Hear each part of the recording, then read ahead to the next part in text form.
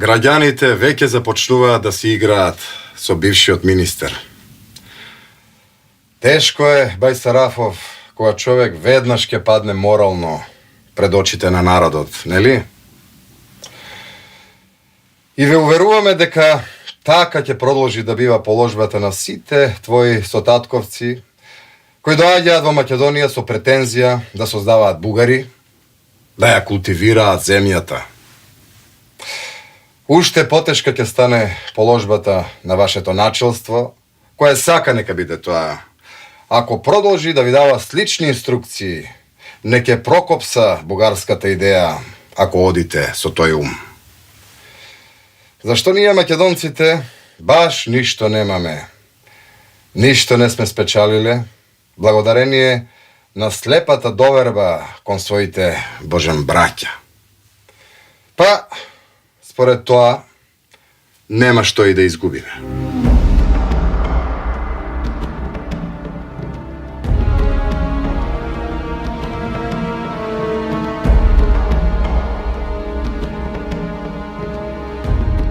Во септември 1944 година во Бугарија се случиле крупни политички промени кои предизвикале од власт да биде сменета фашистичката влада и на нејзино место да дојде отечествено фронтовската власт, која била антифашистички ориентирана. Новата бугарска власт, во која доминантно место имале комунистите, веднаш ја вклучила Бугарија на страната на антихитлеровската коалиција. Тоа создавало предуслови Бугарија да ги подобри односите пред се со Југославија, која како држава веќе имала добро етаблирана позиција во антихитлеровската коалиција и на крајот на Втората светска војна прераснувала во значаен државно-политички фактор на Балканот и во југоисточна Европа. Крајот на Втората светска војна, македонската емиграција во Бугарија и македонците во Пиринска Македонија го дочекале со голема надеж. Тие сметале дека создавањето на автономска Македонија ќе представува поттик за интегрално решавање на македонското прашање. Македонците во Пиринска Македонија фактички преку организираното народно ослободително движење сами ги ослободија поголемите градски центри во Пиринскиот дел на Македонија и воспоставија привремена власт пред да дојдат востаничките одреди на бугарското народно ослободително движење. Тој им даваше за право да се надеваат дека ќе биде земен во предвид фактот дека македонците во Пиринска Македонија сами си ја извојувале својата слобода. Со формирањето на македонската држава и со промената на власта во Бугарија, оваа маса на македонската емиграција и македонскиот народ кој живееше во Пиринскиот дел на Македонија се возбуди од надежта дека конечно, после еден долг период на непризнавање на нивната национална посебност, ќе дојде време на една нова историја. Односите меѓу комунистичкото движење во Вардарскиот дел на Македонија и комунистичкото движење во Пиринскиот дел на Македонија соработува, како што кажав, имаше и делегати на првото заседание насно, и се правеа напори за обединување на Пиринскиот дел на Македонија со Вардарскиот дел на Македонија. Тие сметале дека создавањето на автономска Македонија ќе представува поттик за интегрално решавање на македонското прашање, во кое ќе дојде до признавање на македонскиот народ и до во догледно време до реализација на оној основен идеал на македонците, а тоа беше создавање на обединета Македонија, дали како автономна Македонија или во рамките на една поширока Јужнословенска федерација. Во една таква ситуација со голема надеж и македонските емигранти во Софија и во другите поголеми бугарски градови го дочекале крајот на Втората светска војна. Тие сметале дека преговорите кои што веќе започнале да се водат помеѓу Југославија и Бугарија ќе одат во правец на интегрално решавање на македонското прашање или до создавање на една федерација во која што Македонија во нејзините етногеографски граници ќе биде конститутивен елемент. Периодот на културно-просветната автономија на македонците во Пиринска Македонија од 1944 до 1948 година го засилил и учеството на македонците во Бугарија во креирањето на бугарската надворешна политика по однос на решавањето на македонското прашање. Покрај Георги Димитров, кој имал и македонско потекло, се активирале и голем број македонски интелектуалци, револуционери, учесници во македонското национално ослободително движење и дејци кои играле активна улога во последните години од војната. Пред почетокот на Втората светска војна, македонската емиграција во Бугарија е била некаде околу 100.000 луѓе. Тие малку пред тоа Македонскиот национален совет одлучува дека во Бугарија има 200 македонски братства и таа македонска емиграција живее во 1601 место во Бугарија. И во Пиринскиот дел дојдоа до поларизација кај политичките фактори. Тоа особено важи за како главни фактори се Комунистичката партија на Бугарија или официјално Бугарска работничка партија комунисти, бројната македонска емиграција која историски секогаш беше добро организирана и се разбира самото население во Пиринскиот дел на Македонија. Во однос на политичките определби, економската и социјалната состојба на ова македонска емиграција, интересна е на анализа која направиле Асен Чаракчиев и Михаил Сматракалев во 1944 година и која анализа ја дава целокупната разноврсност, една лепеза на состојбите во ова македонска емиграција, која во однос на нејзиното национално определување е многу различна.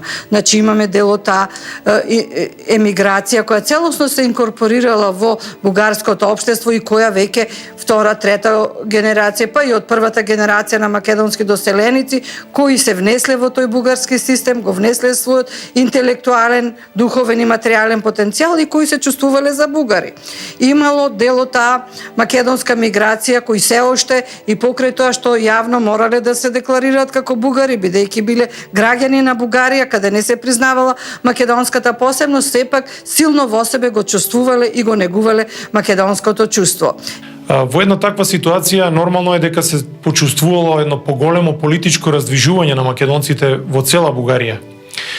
Голем број на македонски организации кои што дотогаш ја запреле својата работа, сега во новите услови повторно се активирале. Тоа се однесува на Сојузот на македонските братства во Бугарија, Илинденската организација, Македонскиот научен институт, македонските комунисти кои што биле исто така членови на Бугарската комунистичка партија. Тоа е една широка галерија на македонски воено-политички личности во Бугарија, од типот на Христо Калајџиев, од типот на Петар Шанданов, Стефан Аврамов, стари линденски борци како Ангел Томов, Христо Шалдев и многу други. Во голем број случаи, влијанието на Бугарската комунистичка партија било големо, а понекогаш дури и пресудно. Што значи дека сакале или не, дел од тие македонци ги слушале наредбите на раководството и на Бугарската комунистичка партија, но и на самото бугарско државно раководство. По Втората светска војна, еден дел од таа македонска емиграција е прифатила бугаризацијата. Велам прифатила бугаризацијата, а не бугаризирана, пошто има разлика. Има разлика и таа разлика се гледа и до денес. И примерно, во разговорите меѓу поранишниот председател Желјо Желев бугарскиот и Киро Глигоров во 1993 година, Желев вели, кај нас во Бугарија има околу 2 милиона потомци на македонски имигранти, ама тие се сметат за бугари, барем така велат. Самиот Желев, значи, знае дека тие не се вистински македонци и затоа вика барем така велат. И тие продолжува.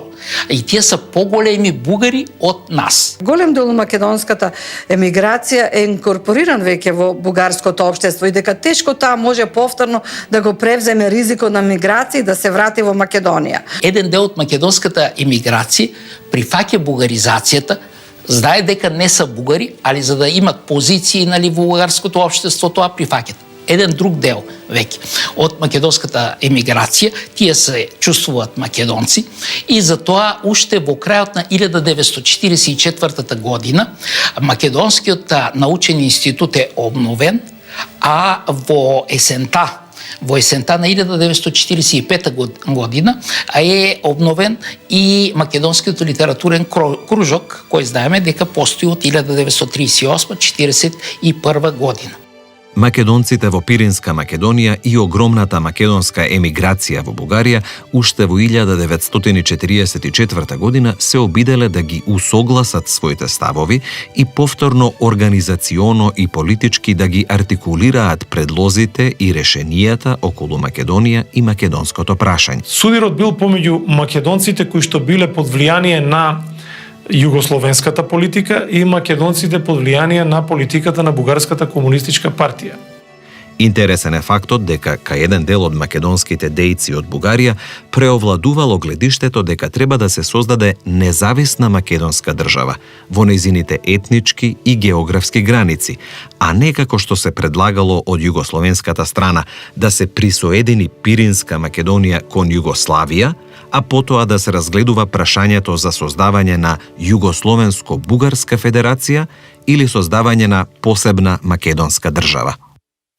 Овде најклучна е улогата на Георги Димитров, еден од главните повоени водачи и лидери на Бугарија, кој што има и македонски корени и македонско потекло по еден од неговите родители.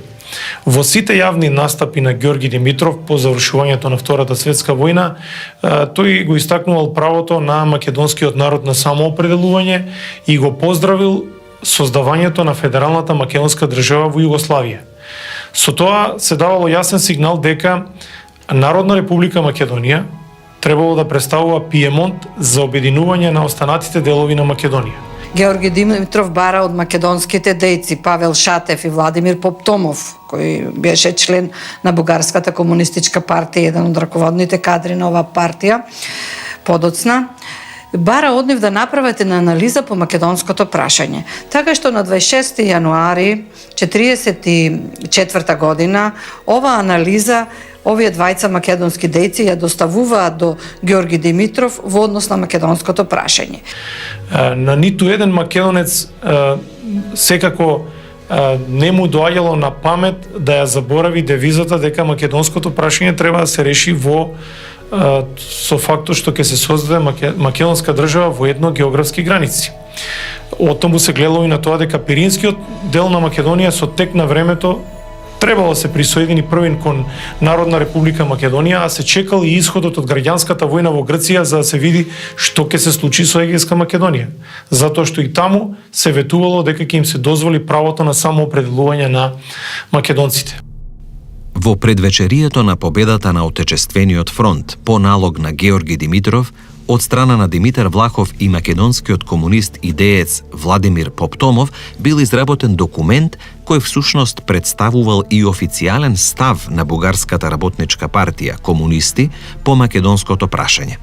Бугарската комунистичка партија во овој почетен период 44-48 година имала воглавно позитивен став кон решавањето на македонското прашање. Во сите нејзини документи и настапите на нејзините функционери се истакнувало дека македонскиот народ е посебен од бугарскиот народ и дека македонците се посебен национален идентитет од сите балкански народи. Тоа е јасно и недвосмислено во сите документи на БКП до 1948. И на окружната конференција што се одржа во Пиринскиот дел Македонија беше донесена одлука за исто така за акционо, поставување акционо прашањето за обединување Пиринскиот дел со Македонската федерална држава. Тоа значи дека тие активно треба да работат на тоа прашање, без да тоа се пролонгира натаму. Македонците правеа притисок врз представниците во комитетите на Бугарската работничка партија комунисти. Така што уште во октомври 1944 година областниот комитет на Бугарската работничка партија комунисти за Горноџумајска област излегува со резолуција во која вели дека таа веќе во иднина ќе се вика Комунистичка партија на Македонија, Значи прифаќа името на Комунистичка партија на Македонија и второ ќе одржува најтесна комуникација со президиумот на АСНОМ и со Комунистичката партија на Македонија. Тоа е октомври 1944 година. Значи тие сакат односите да се одвиват по релацијата Горна Џумаја Скопје. Сега тоа е неприфатливо за Бугарската комунистичка партија. И во ноември истата 1944 година делегација на Бугарската работничка партија комунисти, на Централниот комитет, оди во Белград кај Тито. Нали? И од тогаш веќе, значи, односите се договарат да бидат по релацијата Софија-Белград или Софија-Скопје. Пошо бугарските комунисти велат, Пиринска Македонија е бугарска територија, така што не може да биде тоа. Имаше пречки, не да немаше. Македонците сакаа што побрзо да се обединат со Народна република Македонија. Во 1944 година требаше да се одржи областна конференција. Беа подготвувани сите материјали и во нив стои исклучиво македонското национално чувство и барање за обединување.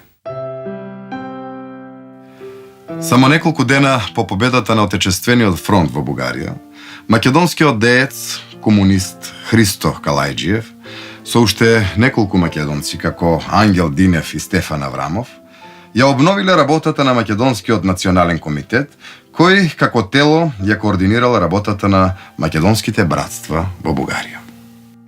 За да се возобнови работата на македонските братства, најпрвин бил формиран така наречен Привремен иницијативен комитет, на чело со Георги Саракинов, председател, и Христо Калајџиев, подпредседател. Комитетот си ја поставил како основна цел заштитата на создадената македонска држава, развивање на македонскиот патриотизам кај македонците во Бугарија, борба против големо бугарската фашистичка идеологија и зближување на двете соседни држави, Југославија и Бугарија, и тоа на рамноправни позиции. Христо Калајџиев бил македонец по потекло, но тоа се гледа и во неговите спомени, и во неговите јавни настапи. Своите активности ги координирал со политичката активност на Бугарската комунистичка партија. Инаку тој се наоѓал во врвовите на бугарскиот политички живот по завршувањето на Втората светска војна. Често бил испраќан и како делегат на Бугарската комунистичка партија и во Федерална Македонија. Во своите јавни настапи таму го поздравувал создавањето на Федералната македонска држава и постојано истакнувал дека таа треба да биде пиемонт за обединувањето на Македонија. Тој беше од оние функционери на Централниот комитет на Бугарската комунистичка партија, кој што требаше одговорен, како тие го официјално го има, одговорен за македонската емиграција во Бугарија. Христо Калајџиев понекогаш ретерирал во своите ставови во поглед на македонското прашање и истакнувал дека тоа што сега Демократска федерална Македонија се обидувала да го наметне како македонски национален идентитет, не било во сваќањето на македонците во Бугарија. Но уште на почетокот се создале разногласија помеѓу македонците во Бугарија за тоа кој треба да застане на чело на Македонскиот национален комитет. Според сеќавањата на Калајџиев, по залагање на македонските воено-политички раководители Лазар Колишевски и генерал Михајло Апостолски, на чело на македонската емиграција и особено братствата во Бугарија требало да застанат Петар Шанданов, Асен Чаракчиев и Ѓорѓи Абаџиев, додека во Федерална Македонија требало да заминат Алексо Мартулков, Пецо Трајков и стариот илинденски револуционер Крсто Гермов Шакир. Затоа било формирано и едно тело времено представништво на Народна република Македонија во Бугарија, каде за председател и секретар биле назначени Георги Деспотов и Ѓорѓи Абаџиев. Делот од македонската емиграција, кој бил близок до овие македонски дејци, се обидувал да се наложи и помеѓу македонските братства во Бугарија, кои биле влијателни како стара македонска организација во бугарското општество. Христо Калајџиев, кој ги почитувал одлуките на Бугарската работничка партија, комунисти, настојувал и успеал да го превземе раководството со Македонскиот национален комитет. На 2 ноември 1944 година се подготвувала областна конференција на Бугарската работничка партија, комунисти, во Горна Џумаја, каде меѓу другото требало да се заземе став и по македонското прашање.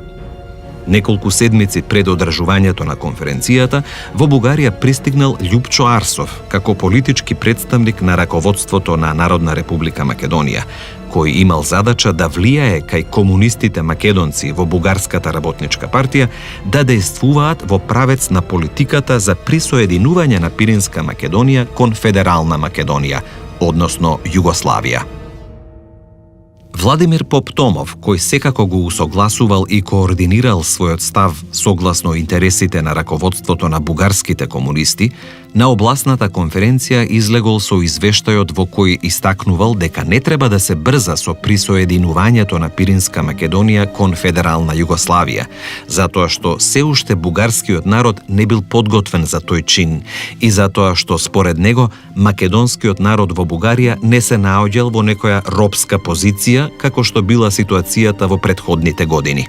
Владимир Поптомов исто така бил македонец кој што се наоѓал во високите врвови на Бугарската комунистичка партија. Тој бил активен во македонското револуционерно движење уште во периодот меѓу двете светски војни и бил еден од основачите на организацијата ВМРО Обединета. Тој е комунист, следбеник, поддржувач на политиката на Централниот комитет на Бугарската комунистичка партија. Тој е еден од тие иницијаторите за измени на, условно речено, преголемите барања на македонците од Пиринскиот дел на Македонија. Од друга страна, Поптомов истакнал дека за интегрално решавање на македонското прашање се уште не била јасна ситуацијата во светот и дека за тоа голема улога имале и меѓународните настани. Во тој контекст, македонскиот деец ја истакнал тешката положба на македонците во Егејска Македонија, поради што дошло до масовно иселување и значително намалување на македонскиот етнички елемент.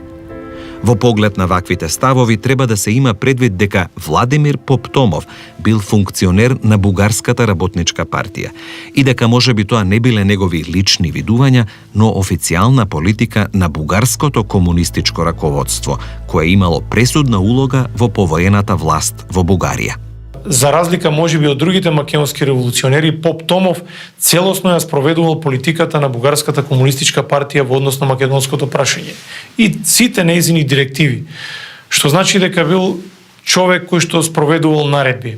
Од таа гледна точка неговите становишта и гледишта во поглед на Македонија оделе од една крајност во друга крајност, од признавање на македонскиот национален идентитет до целосно негирање. Поптомов е тој што во една прилика изјавува дека македонското население во Пиринскиот, се разбира заради оние состојби кај што се создаде една, така да речеме, еуфорична состојба за обединување со Република Македонија без одлагање демократска федерална Македонија. Тој вели, не е тоа, не може така да биде прво населението во Пиринскиот крај, како често се велеше, има бугарско национално чувство и дека не треба ние да брзаме да создаваме македонци.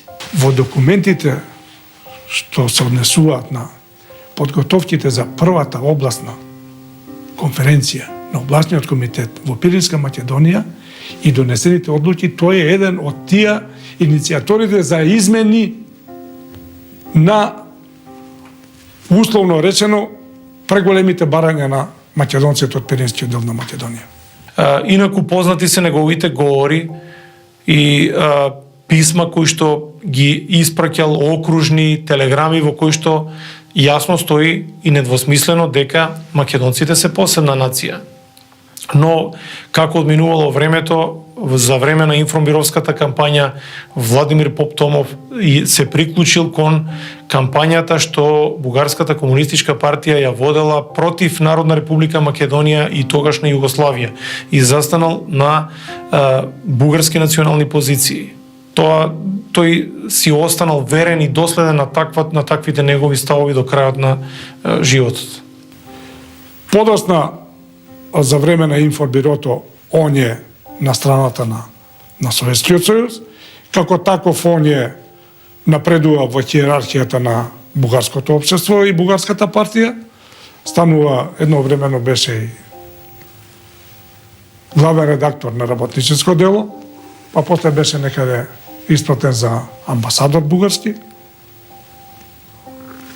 И 50-тите години, мислам 52 година, умира. Под какви околности не ми е познато. Во пописот од декември 1946 година, самиот поп Томов, нали, се пишува бугарин. Да, така како и Тодор Павлов. Нали? Значи, тие имат високи функционери. Зашо е така? И зашо македонците, може да се прашаме, зашо македонците во бугарската политика, највисока политика, имат таков однос. И тоа е чисто прагматично. Тие сакат да управуват. Значи, сакат фотели. Фотели во Народна република Македонија мислат дека тешко ќе добијат, нали, и во рамките на Југославија, и затоа, нали, затоа во целиот тој период, 44-48 година, многу тешко се одвива и културната автономија, нали, во Пиринска Македонија. И покрај сите недоразбирања помеѓу македонците во Бугарија, околу организацијски работи, гледишта околу методологијата на решавање на македонското прашање. Делегација во состав Христо Калајджиев, Борис Михов и Христо Ампов заминала на второто заседание на АСНОМ во декември 1944 година во Скопје. Делегацијата на македонците од Бугарија на средбите со сонародниците во Федерална Македонија изразувала воодушевување од фактот што се создала македонска држава. Христо Калајджиев дознал дека дел од искажаните работи не им се допаднале на дел од македонските власти во Федерална Македонија. Која била причината за ваквата промена останува уште да биде делумна тајна. Повраќањето во Бугарија, заедно со Крсто Гермов, Павел Шатев и Борис Спиров, македонскиот деец веднаш побрзал да го извести раководството на Бугарската комунистичка партија за состојбите во Федерална Македонија, што е доволно сведоштво дека дел од македонскиот револуционерен кадар тешко се оттргнувал од влијанието на бугарските политички партии. Трајчо Костов, еден од раководните кадри на Бугарската комунистичка партија, веднаш бил известен дека намерите на македонското раководство во Скопје не биле создавање на федерација, туку првин присоединување на Пиринска Македонија кон Југославија, барем неколку дена пред прогласувањето на федерацијата.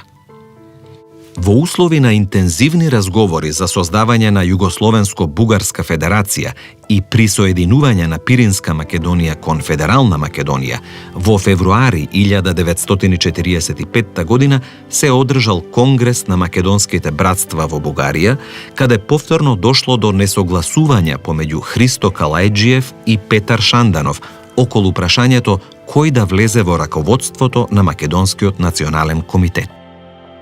Под влијание на бугарската партиска политика на Бугарската комунистичка партија, Калајджиев и групата околу него имале голема воздржаност кон раководството на Федерална Македонија, кој го сметале за експонент на српската политика кон македонското прашање. Еве што во спомените на Калајджиев се вели за судбоносните години 1944 и 1945.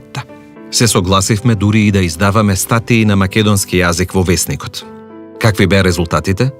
Скопјани се откажаа од тој јазик и го прогласија за бугаризиран, а македонските маси во Бугарија престанаа да го бараат весникот.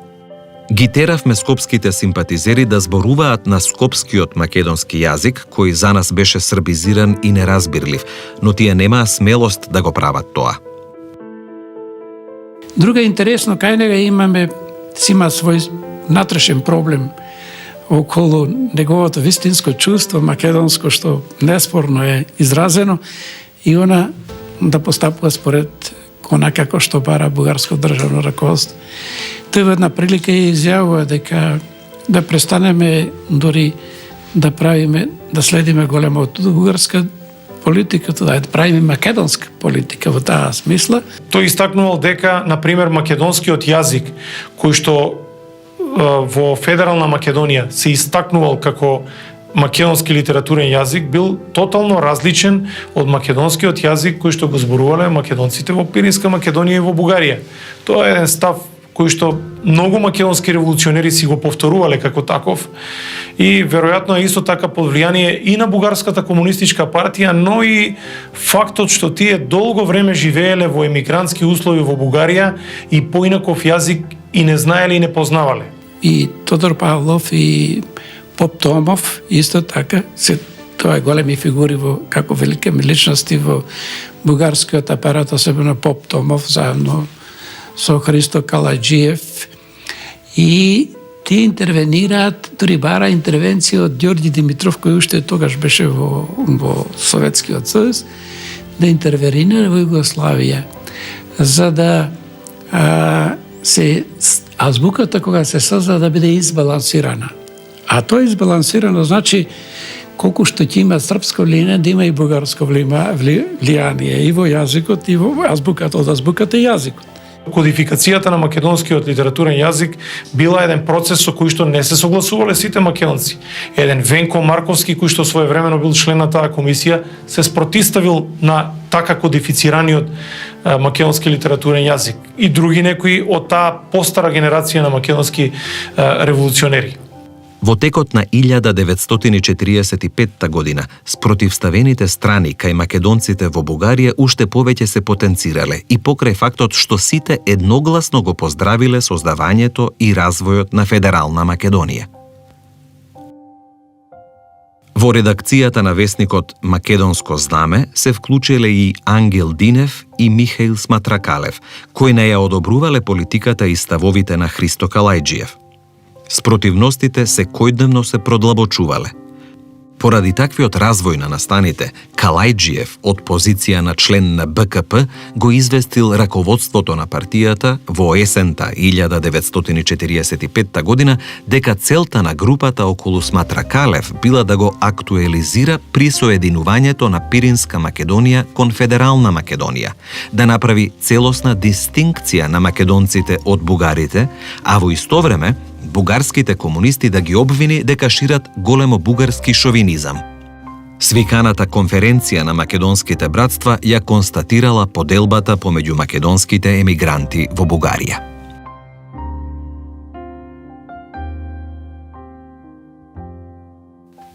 Во поглед на ставовите на македонците во Бугарија кон македонското прашање, голема улога имали Македонскиот научен институт во Софија. Тој долги години наназад бил значајна институција среде македонската емиграција. Од страна на новата власт во Бугарија биле направени значајни промени во раководниот состав на институтот, кој долго време бил седиште на антимакедонска политика и место каде се објавувале публикации кои настојувале да докажат дека македонците се дел од бугарскиот народ. Во 1945 година, во правец на таа политика, новото раководство на Македонскиот научен институт решило да го прекине со издавање долгогодишното списание Македонски преглед, на чии страници се објавувале статии кои го негирале посебниот национален карактер на македонскиот народ. Во новото списание Македонска мисла, одговорниот уредник Јордан Анастасов, во духот на новата бугарска политика по македонското прашање, дозволил публикување на статии кои биле афирмативни кон формирањето на федералната македонска држава и го признавале македонскиот национален идентитет. Во списанието биле објавени статиите на Тодор Павлов, Владимир Поптомов, Петар Делирадев и Георги Кулишев. Начело на оваа македонска научна институција во Бугарија бил избран Георги Кулишев, поранешен револуционер и деец на протогеровистичката ВМРО, а за почесни членови биле именувани и македонските дејци Тодор Павлов, Димитар Влахов и Павел Шатев. Во 1946 година, раководството на Македонскиот научен институт излегло со соопштение до бугарската јавност и посебно до македонската емиграција во Бугарија, дека оваа институција во својата собственост има голема архивска граѓа која се однесувала на историјата на Македонија. Мемоарска граѓа, писма, патеписи и разни документи од архивите на бројни македонски организации.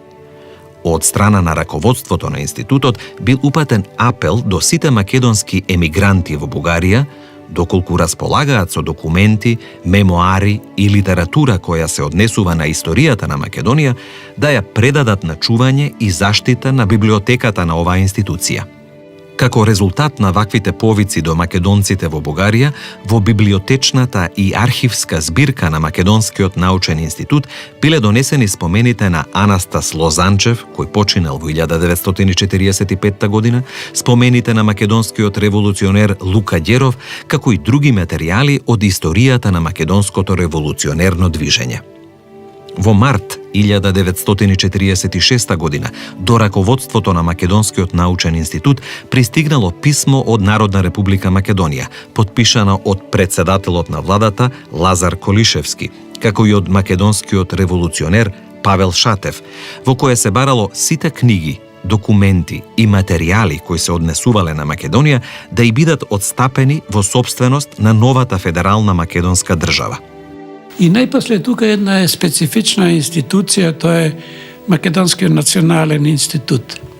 Тоа е една научна институција која е формирана пред Втората светска војна, која што главно таа беше интелектуалната сила во целиот предходен период од основањето и сега се одново се јавува како еден од факторите во однос на македонското прашање. По завршувањето на Втората светска војна, Македонскиот научен институт се поставил во една поинаква ситуација. Раководителите на МНИ фактички барале сето тоа што е собрано како архивска граѓа, како литература, со тек на време полека да и биде одстапено на македонската држава. Инаку да кажеме, тоа беше многу значајна институција со огромна литература, мемоарска граѓа и друга документација од интерес за македонската историја, односно за решавање заедно, да речеме, научно третирање на македонската историја и историското минато, независно од како беше тоа идеолошки поставено. Со одлука на Македонскиот научен институт, некаде во 1946-1947 година, двајца македонски историчари, професорот Љубен Лапе и професорот Димче Коцо, заминале во Софија и на нив им биле одстапени некаде околу 4000 книги со теми од историјата на Македонија, историјата на македонското револуционерно движење и голем број на периодик, голем број на весници. Навистина тоа било едно мало богатство кое што било донесено и представувало основа база за развивање на македонската историографија. Професор Љубен Лапе беше еден од оние кој отиде во Софија, која донесе таа огромна продукција во Македонија, извори, мемоари, спомени на македонските револуционери и со тоа почна 46 година кога беше отворен филозофскиот факултет и институтот за историја, започна пионерското пишување првпат на историјата на македонскиот народ на македонски јазик. Тоа беше огромна придобивка. Во општествено-политичкиот живот на македонците во Бугарија по Втората светска војна, значајна улога имала и Илинденската организација.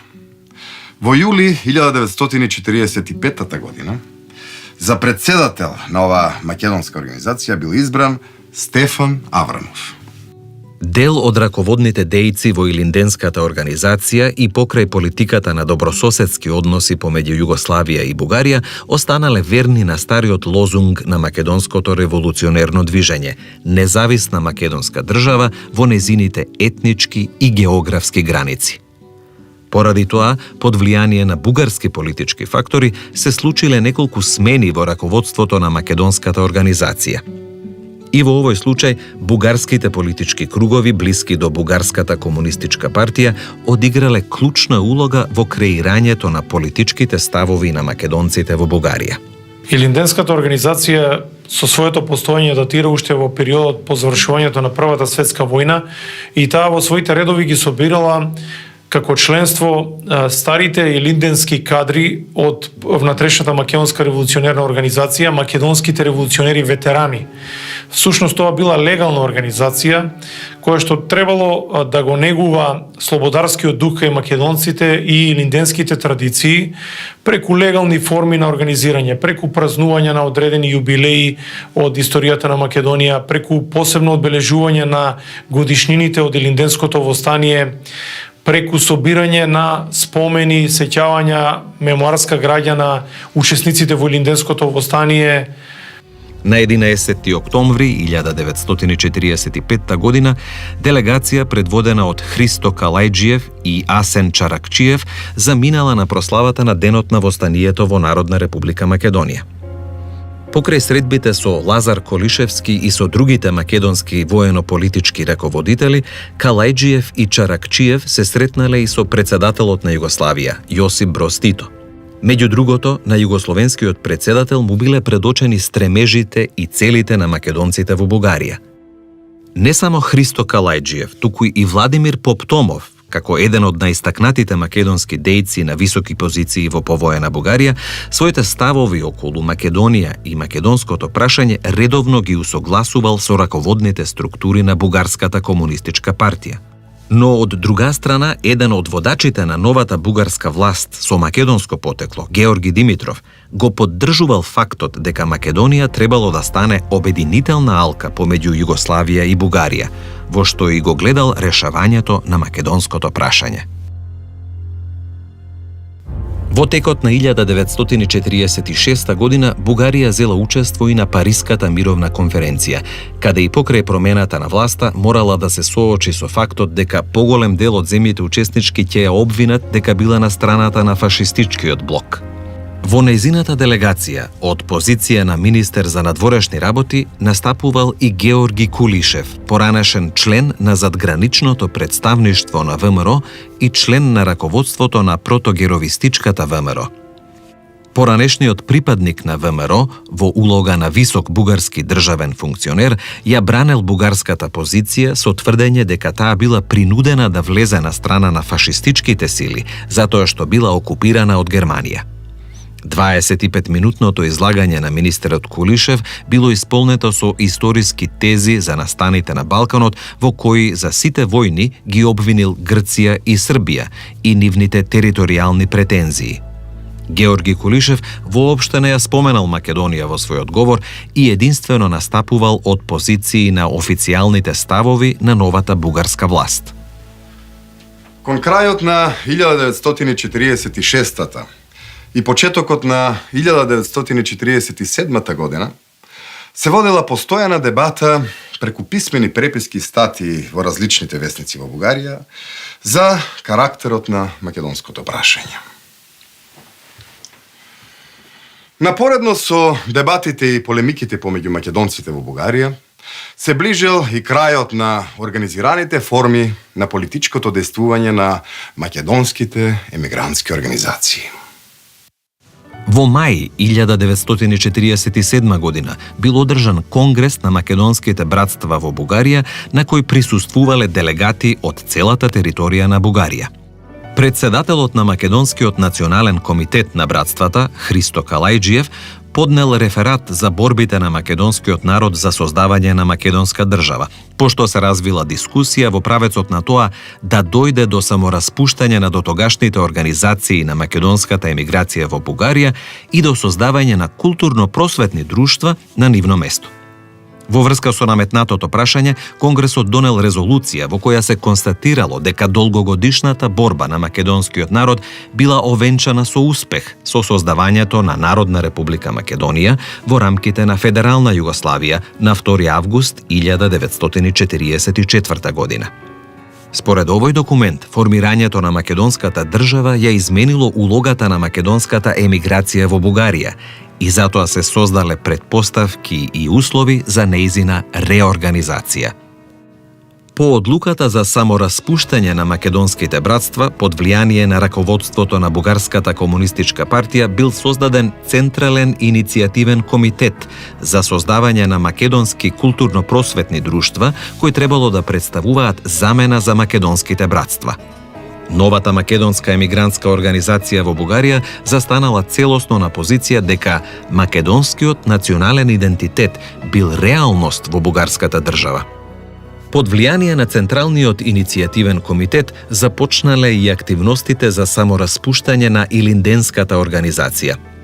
Била започната и постапката за затворање и прекинување со работа и на Македонскиот научен институт, кој имал пресудна улога во ставовите на македонците од Бугарија кон карактерот на македонското прашање.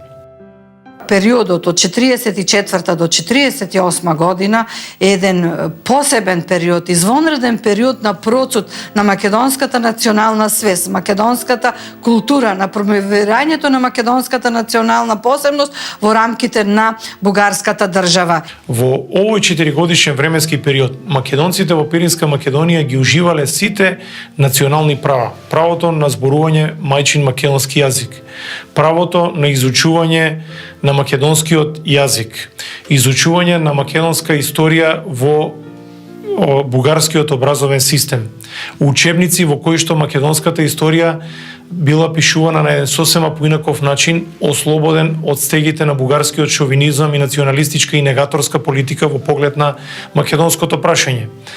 За таа цел од Народна република Македонија во Пиринска Македонија дошле голем број на македонски учители кои што имале за задача да го спроведуваат воспитно-образовниот процес на македонските дечиња во Пиринска Македонија. А се тоа што македонците добија како културна автономија во периодот 44-48 година беше пред се исклучително улога на самите македонци. Културна автономија во која што ќе можат населението да ги изразува своите национални потреби, да се организира, да создава институции, да се изучува македонски јазик, да се изучува македонска историја. Тоа е декларативниот дел на работите. Меѓутоа, во суштината имаше нешто друго.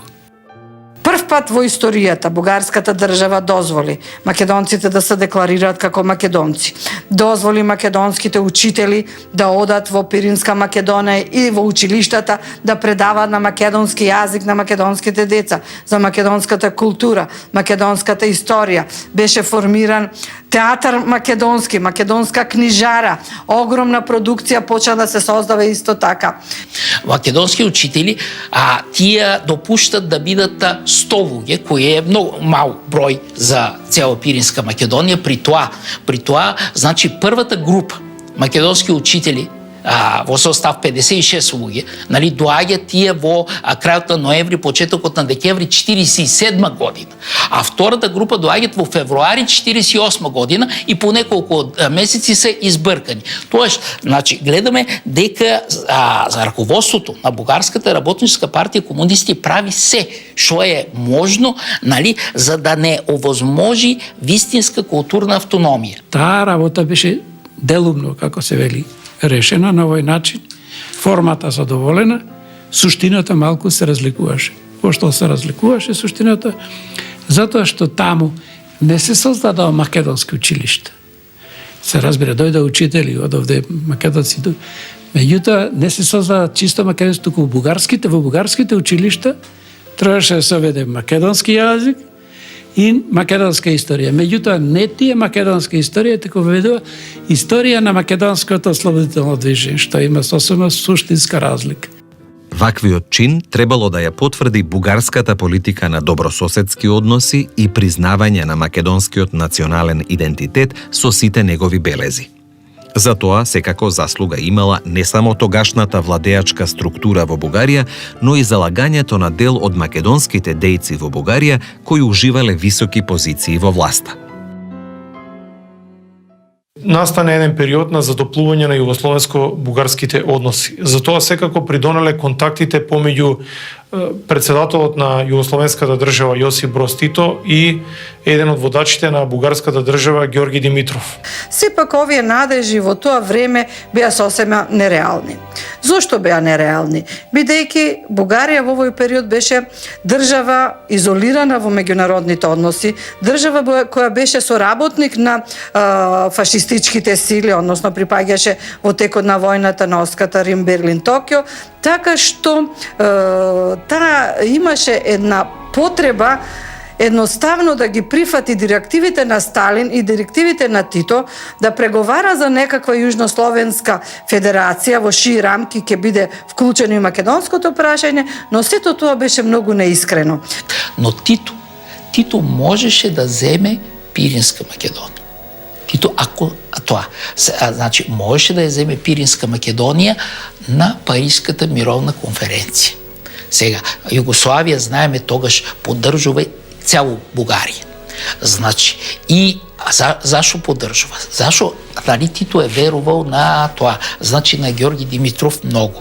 А интересно е дека на Париската мировна конференција, значи, учесник како советник на Тито е Димитар Влахов, нали, познатиот македонец. Ама тој верувал дека, значи, бугарите ќе седат на зборот и, нали, и Пиринска Македонија ќе се припои кон Народна. И затоа тој примерно сега, нали, не е кажал, ајде да си ја земеме сега, па ништо, нали, да биде понатаму ќе работи, нали, и затоа. Не, значи, пошто многу е верувал. И затоа е испуштен моментот.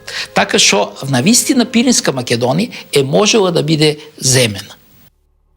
Ваквата состојба на поволни ветрови за решавањето на статусот на Пиринска Македонија и нејзино присоединување кон Народна република Македонија траеле се до 1948 година и до донесувањето на резолуцијата на Информбирото, кога Бугарија повторно ги влошила односите со Југославија и повторно се вратила на старите политики по македонското прашање.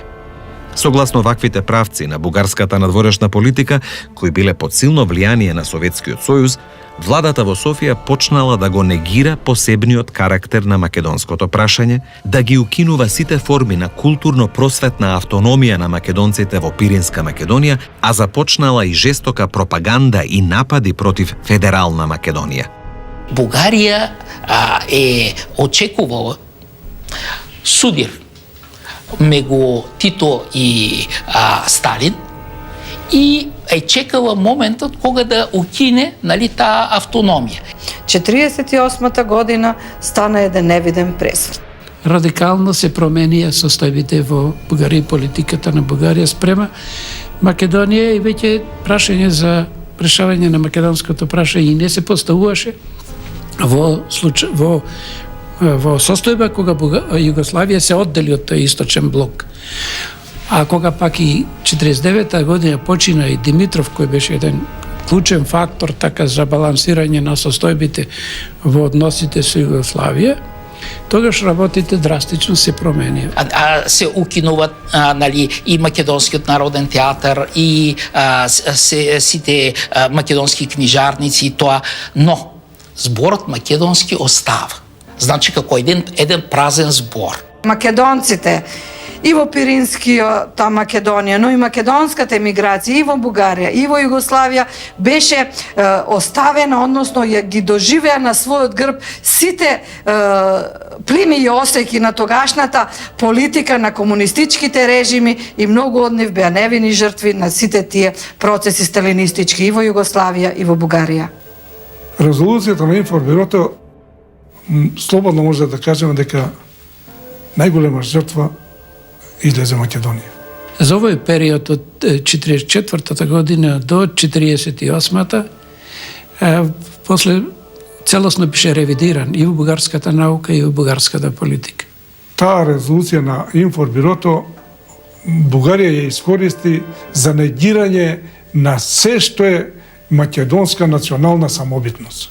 Жртва на таквата политика биле македонците, кои наместо да ги наметнат своите автохтони барања за решавање на македонското прашање, морале да се прилагодуваат на политиките на државно-политичките раководства на Југославија и на Бугарија. Во 1956 година, при вториот попис, тие допуштат тие допуштат македонците да се изјаснат како македонци. Нали? И тогаш тие се изјаснуваат. 63,7% од македонците се изјаснуваат како македонци. Нали? Тоа е 178.000 луѓе. Нали? Так, за таа тактика. Сега, таа тактика, кога доаѓа веќе на позиција и управува Бугарија Тодор Живков, таа тактика е сменета. И во 1963 година, и во идниот попис, веќе, по 10 години, македонците во Бугарија се само 8.750. А по уште 10 години, во 75 година, не постои веќе ни еден македонец. Затоа во странската преса, така со насмевка, и во тоа пишува, па каде измреа македонците, 200.000 македонци, каде изумреа, многу брзо умират македонците во Бугарија. Ние можеме да велиме како што сакаме. Тоа беше и е работа на бугарските екзархисти, кои се величаат бугари. Па, последователно, тоа е бугарски маневр за да се реши македонското прашање. Само во бугарска полза. А тоа е да се создаде една бугарска Македонија. Може да не е уште јасно, оти ако се задоволат сакањата на комитетот, Македонија и навистина ќе се направи бугарска. Ќе се обидам да појаснам и да покажам појасно како реформите можат да ја побугарчат Македонија. Се поставува прашање: кој ќе биде официјалниот јазик? Па, јазикот на мнозинството. А кој е тоа мнозинство?